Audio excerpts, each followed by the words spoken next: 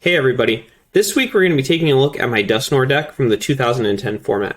Now, Dusknoir is a really interesting deck because you don't try to win the game by attacking your opponent, you win the game using Dusknoir Lv X. So before we really get into the video here, let's take a minute and just read Dusknoir Lv X so we have a better understanding of it.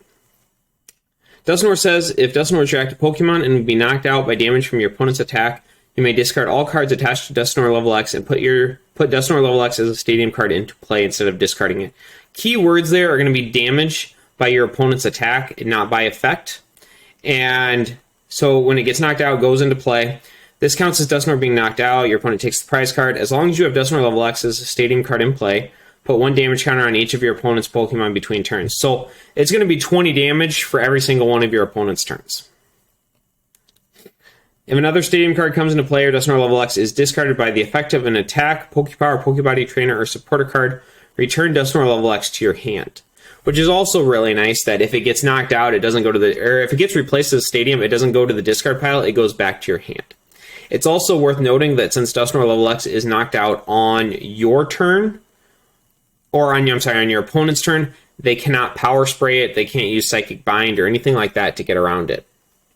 But the key takeaways are going to be it has to be knocked out by damage from your opponent's attack, and it has to be your active Pokemon. Those are the two things that I had a very hard time getting around when I was deck building this. Now, getting back to the actual list, I'm going to say this list looks really unusual, it looks really awkward, but I put a lot of time into testing this and into playing it, and I'm going to tell you this is the best list that I could come up with for this deck. And before we jump into it, I'm also going to say you are not going to beat Luxchomp with this deck. There is just simply no way around that. Luxchomp really preys on Stage 2 decks. On top of that, it is very, very, very easily for Luxchomp to play around Dusknoir Lv X because all they have to do is hit it for 60 and then drag it, Bright Look something else up, and then Dragon Rush it on the bench for 80 to knock it out. I have tried a lot of different ways of playing around that as far as using Expert Belt, Nidoqueen, just a bunch of different ideas, and you're just not going to win that matchup. So I basically focused on every other deck in the format. I will say the deck plays pretty well. I even had, I would say, a slightly favorable matchup against Gardevoir. Especially, I would say it is a favorable matchup if the Gardevoir player does not know how to play against this sort of deck. Gyarados is pretty solid. Any sort of non-SP deck is going to be a pretty decent matchup. SP outside of Luxchomp is winnable, but it's not going to be easy. Decks such as Dialga, they can do a lot of crazy little things with Garchomp to try to use Healing Breath to just remove a lot of your damage. So I'm going to say, other than Luxchomp, the SP matchup is probably winnable, especially if they don't really know your deck or know how to play against it. But it's not going to be favorable, as I guess maybe the best way to put it. So, starting off here, we play 3 copies of Duskull. I went with Reaper Cloth for all 3. I tested the shiny Duskull. It's just not worth it. Yeah, you might take a cheap win here or there against a random Jumpluff from Magikarp, but that's not really the deck we're playing anyways, and we're not going for that one prize. We're going to win the game. And being able to evolve it as soon as you put it down is the best possible way to do that. I went with 2 Confuse Ray Dusclops, 1 Dark-Eye Dusclops. I think the Confuse Ray Dusclops is slightly better, but I do think that having a searchable 1 energy attacker is nice. 99% of the time, this probably isn't going to matter at all.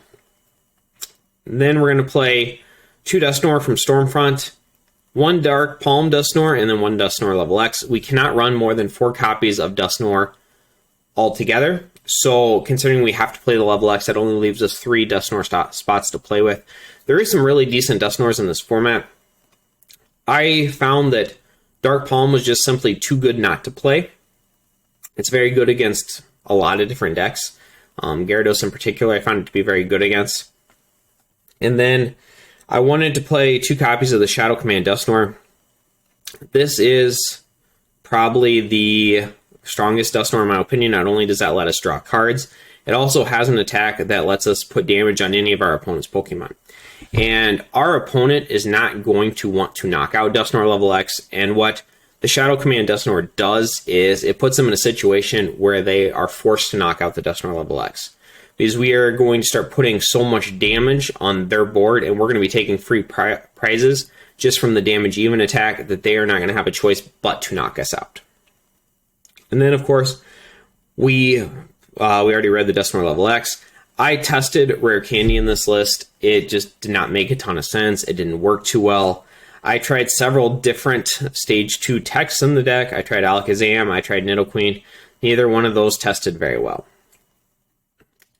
Next up, we play 2 copies of Spiritomb, 1 copy of Cleffa.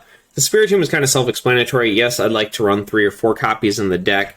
However, there just simply isn't room. It is essential to be able to use it to set up early, especially if your opponent has Spiritomb and you don't have access to some of your trainer cards or some of your item cards. Cleffa is just kind of a nod to the fact that we are giving up the Luxtrot matchup. I found it to be slightly better against Gardevoir, Gyarados, and other random decks in the format, because as long as Cleffa is asleep, it can't take damage. So occasionally you'll have it where it'll buy you a free turn versus something like Chatot that won't. The downside is if you're playing against something like Gyarados, they can use multiple Crobats to knock it out that way. But being able to take that free turn against, say, Gardevoir, I found to be worth it. It's also a very consistent 6, and then you're not relying on how many cards your opponent has. 1 Baltoy, 1 Claydol. I tested 2-2 in the list. I dropped it mainly for spots. And then, of course, that's offset by Shadow Command letting us draw cards as well. 3 copies of Dialga G, 1 copy of Dialga Lv X. Now, you have to play the Dialga component for 2 different reasons. 1, the fact that Dusknoir Lv X gets bounced back to your hand sounds really, really good, but you just put a ton of effort into it getting knocked out in the first place. So then to force your opponent to knock it out again, not only is very slow, but it just gives your opponent a lot of time. And the second thing, and the biggest weakness of this deck, is going to be Nidoqueen, because you are going to put 10 damage on your opponent's Pokemon, and then if they have Nidoqueen, they're going to heal the 10 damage off, and there's just no way you can win from there.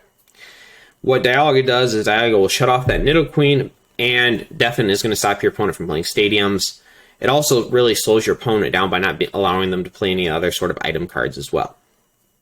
I tested a thinner 2-1 line, but I opted to play a full 3-1 line because once you get that Dusknoir Lv X into play, your game plan switches 110%, and you go from get Dusknoir Lv X knocked out to do not break this Deafen lock.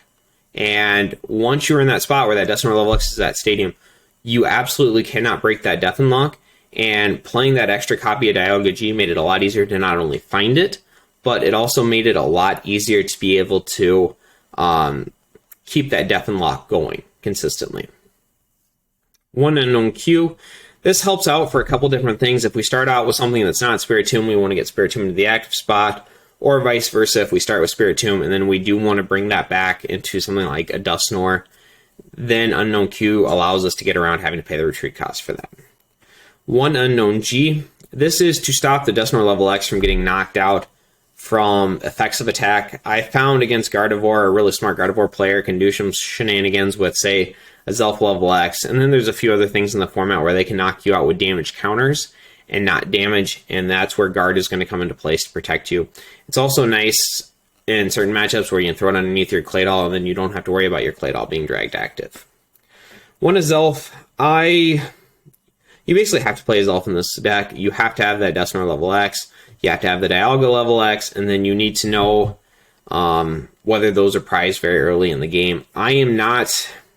I've talked about this in previous videos. I think people just slap a Zelf in too many decks in 2010, but this is a deck that you absolutely have to play via Zelf.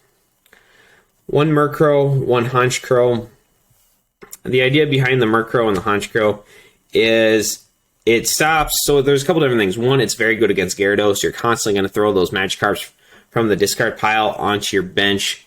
The second part of that is it combos very well with Dusknoir. Not only letting you put something on your opponent's bench and then shuffling in something really good they probably don't want you to send back. And then lastly, if you have an opponent that tries to play really smart and then not bench all their Pokemon at once, or try to play around the Dusknoir Lv X doing stuff like that, it lets you just clog their bench with probably things they don't want in their discard pile, such as Spirit Tomb or random unknown Q, unknown G, stuff like that, and you can just place it on their bench. So, and the other thing I want to mention is I don't play a Uxie in the deck, and I know that seems incredibly unusual. It was just, in my testing, I did not find Uxie to be particularly strong in a lot of matchups. The Gardevoir matchup in particular, I did not find it to be very strong against. And basically what it was is it took a bench spot, which you don't really have a ton of freedom in, and then against any deck that plays Dusknoir, you were constantly trying to find a way to get it off your bench as quickly as possible. Now, if you were going into a tournament or you're going into playing some games, you're not playing against Gardevoir and you're not playing against Luxchamp, which is probably like 60% of the field, then Uxie is probably an okay card, but the Luxchamp matchup you're going to lose anyways, and I don't think it's a great card against Gardevoir. I think it's more of a liability. Just my thoughts on it. And like I said, between Shadow Command and then Claydol, you do have other draw options in the deck that are going to be better and more consistent for you. Going into the supporter lineup here, I play 4 copies of Cynthia's Feelings. I think Cynthia's Feelings is probably the most underrated card in 2010.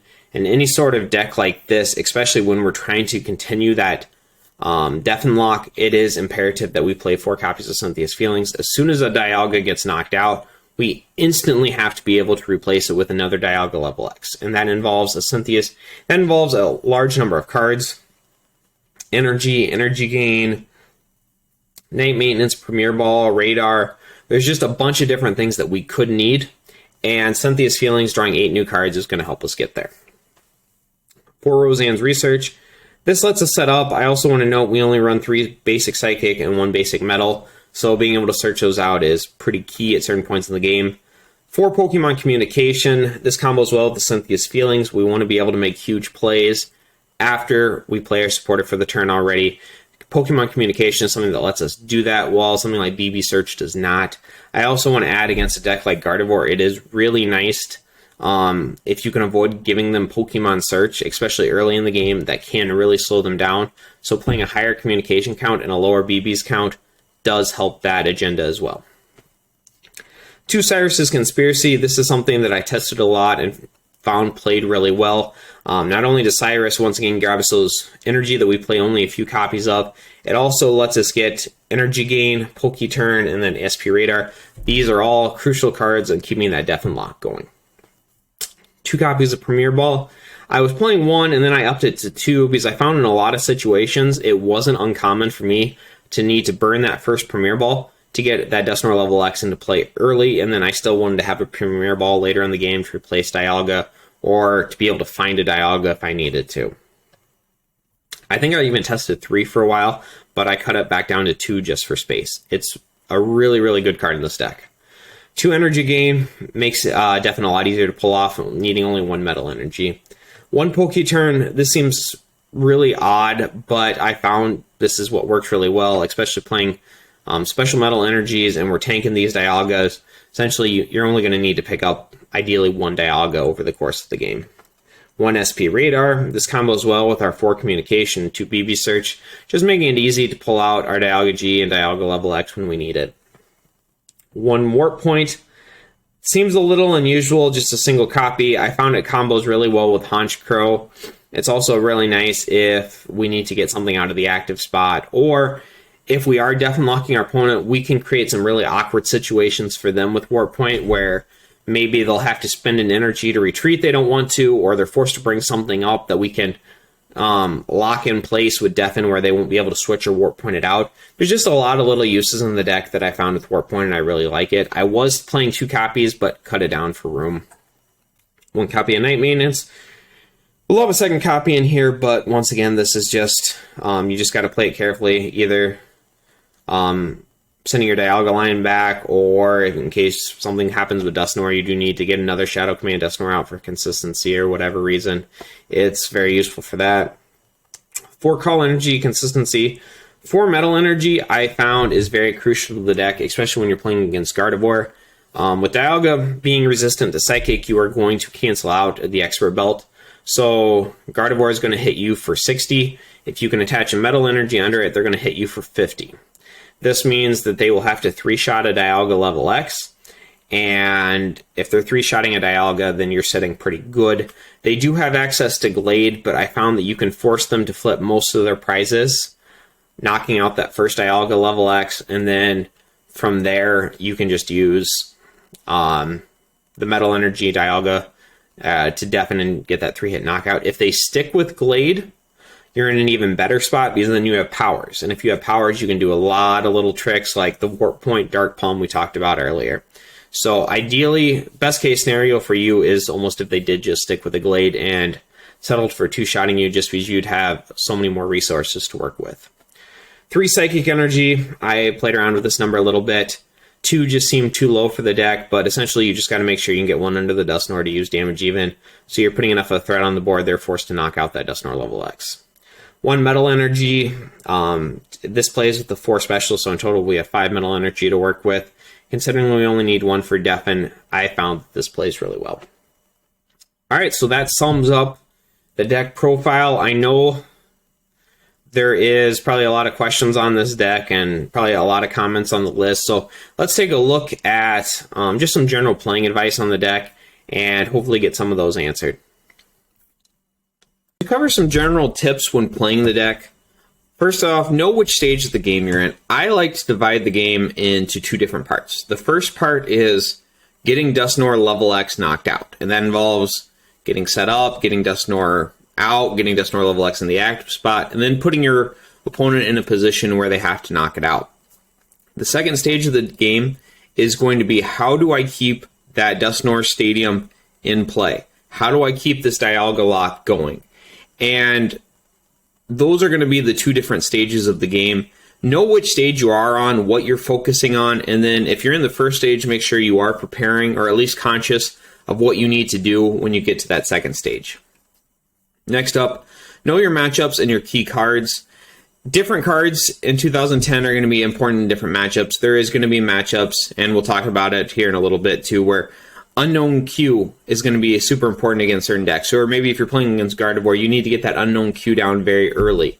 Or if you're playing against a deck like, let's say, Blaziken FB, that's going to drag your Claydol up, you need to know how important Unknown G is going to be in that matchup. Or is it important at all? Maybe you're playing against a Magnezone deck, for example, and that Unknown G won't even matter. You just need to know what matchups and what key cards are. Dialga level X is going to be another one. Is that going to be important for the matchup, or can you just sit there behind a regular Dialga and just deafen? Does your opponent play stadiums? All those things are just kind of knowing your opponent, what their strategy is, and what their deck looks like is going to be key in knowing how you need to prepare for it playing this deck. Next up, tanking Dialga and continuing the Dialga lock. This is kind of goes hand in hand with knowing your matchups. Do you need to, is it a matchup where you can tank Dialga? Can you take 1 Dialga, throw 3 or 4 special metals under it, and is that Dialga going to be able to get you the distance you need to go? Or do you need to set it up where you are going to chain multiple Dialgas together? Do you have, are you going to focus on getting multiples in play, energy gains under them? Do you have that Poke turn to pick it back up? And this, once again, just goes with knowing your matchups and what strategy is going to work best against the deck you're playing against. Unknown Q, Unknown G importance, I talked about that a little bit here. It's just kind of knowing how much you're going to need those and when it's okay to grab them. For example, in some matchups, let's say against Magnezone, for example, it's perfectly acceptable to grab an Unknown Q or an Unknown G off a Call Energy. Against other decks, let's say something like Luxchomp, for example, grabbing an Unknown Q is probably not the best idea because they can just double flash or triple flash bite it and take a free prize there, along with taking a prize on the active. Or if you're playing against Gardevoir, if there's a chance they're going to have a Psychic Lock next turn, You probably don't want to grab that unknown G, you don't want to grab that unknown Q, because that's just going to be a free prize for them. Or, I'm sorry, not a free prize, but it's going to fill your bench. It's going to let them have a good Dusknoir later on in the game. Just kind of know the importance of those cards. Look for Honchkrow openings. I think the Honchkrow Dusknoir combo is one of the most devastating combos in the 2010 format. Just being able to take something from your opponent, not only fill their bench with something probably worthless like a Spirit Tomb, but also have it where you fill their bench with something worthless and then you basically take their best card and send it back to their deck. So look for openings where you can do that. Some decks are going to be more susceptible to that than other decks. Like I said in the video, Gyarados is a great example of a deck that's going to be very susceptible to the Honchkrow Dusknoir combo. Look for lockup openings. Azelf has a lot of decks in the format don't play Psychic Energy, so it doesn't apply to a lot of the decks, but Azelf has a really good attack called Lockup, which will lock the opponent in the active spot. They can't retreat during the following turn. This is really strong against like Spirit Tomb, for example, if you need to buy yourself a turn, or against other things if you know your opponent doesn't play Warp Energy or Warp Point or anything like that. It's not something you're going to have happen a lot, but look for those openings, especially with a deck like this where you just basically need to make sure that you set up and you're probably going to win from there. Be aware of Shadow Command discards. If you overdraw with Shadow Command, you have to discard back down. Discarding is not very common in the 2010 format, and I'm not even going to say it's a bad thing. I think sometimes being able to discard cards that you don't need for the particular matchup is incredibly strong when it comes to deck thinning, especially with later on in the game when we're going to want to make sure that we're cycling through our Dialgas or being able to find those key cards when we need them. Just be aware that you do have to discard with Shadow Command if you overdraw, and that you're ready for that. Be aggressive with damage even, and then know your targets on that. Basically, as soon as you have Dusknoir Lv X, you want to slap that thing in the active spot. Especially if you know your opponent doesn't have a way to hit your bench, just put that in the active spot. And the last thing you want to do is give your opponent too much time. So even if you're only using damage even for, let's say, 20 damage or 40 damage, as soon as you're able to attack with that, just start placing those damage counters. Put enough of a threat on the board, your opponent goes, oh shoot, I've got to knock that out before it gets out of hand. And there's plenty of games where it will get out of hand. You'll be hitting for 80 or 100 damage or whatever. And then the next thing is know your targets on that, or choose smart targets. You're not playing for the single prize. You're not playing for just this situation right here. You're playing that long game where we're knocking that Dusknoir, or we're going to win the game with Dusknoir Lv X as a stadium. So when you're choosing your targets, just because you can take a cheap prize or a free prize, it doesn't mean it's wrong to do that, but it also doesn't mean that's the best possible option for you. And sometimes it's better to even just put, let's say 40 or 60 damage on one of their main attackers. So that is going to stay in play less time with Dusknoir Lv X. So let's say they have a Gardevoir, for example. And you can put 60 damage on Gardevoir versus knocking out a Spirit Tomb.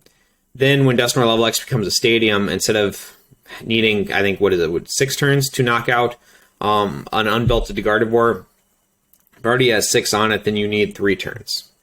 So, and maybe that's a better play, maybe it's not. Maybe your hand is really bad and you need to try to draw something out of your prizes. But just be aware of those situations and put a little bit of thought into what targets you're choosing and why you're choosing those targets.